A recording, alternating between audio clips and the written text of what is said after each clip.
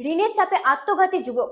মঙ্গলবার ঘটনাটি ঘটেছে পুরাতন মালদা ব্লকের মঙ্গলবাড়ি অঞ্চলের ঝাঁঝরা গ্রামে।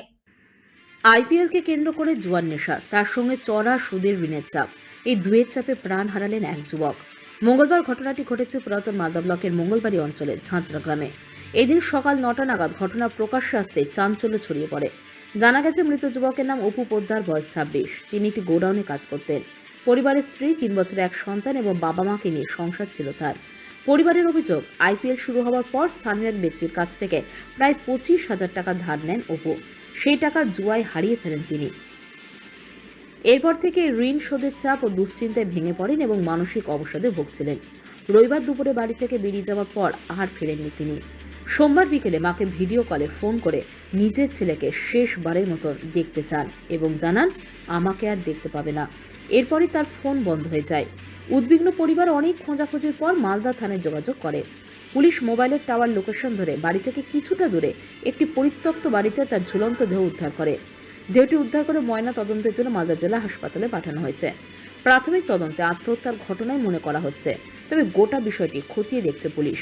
মৃতের পরিবার দাবি করেছে, আইপিএলে জুয়া খেলে ঋণের বোঝা বইতে না পেরে অপু এই চরম সিদ্ধান্ত নিয়েছেন। ঘটনার শোকের ছায়া নেমে এসেছে এলাকায়। পাশাপাশি বেআইনি জুয়া ও সুদের কারবার নিয়ে নতুন করে প্রশ্ন উঠছে। আমার সামনে কি কারণে এই ঘটনাটা ঘটল?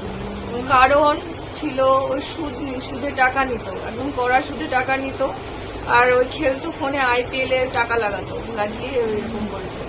আর কোনো রিজন নাই, ওই টাকা এগুলো করে করে অনেক টাকা ঋণ ধার পড়ে গেছে।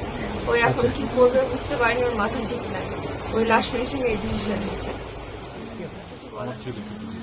কি ঘটনাটা ঘটনা ঘটেছে যে ওই ঘুষের কাছে টাকা দিছে, সুদে টাকা নিয়েছিল। আচ্ছা, এর আগে সুদের টাকা নিয়েছিল, সেই টাকাটা শোধ করে দেওয়া হয়েছে। তারপরে ঘুষকে বলা হয়েছিল যে টাকা পয়সা দিলে আমার গার্জিয়ানকে জানিয়ে দেবেন, ঠিক আছে দিবে।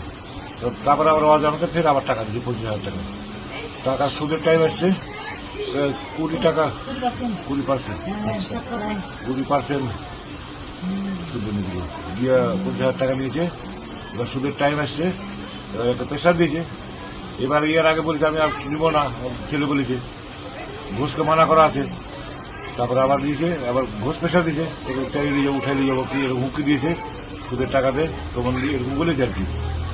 বেটা যায়, কাউকে বলেনি যে সুসাইড করবি। ফাঁসি ভিডিও কলিং করেছিল ওই মরার আগেই, ফাঁসিতে ঝুলার আগেই ওর ব্যাটা দেখার জন্য ভিডিও কল করেছিল, যাও ব্যাটাকে দেখাও, এটা বলি।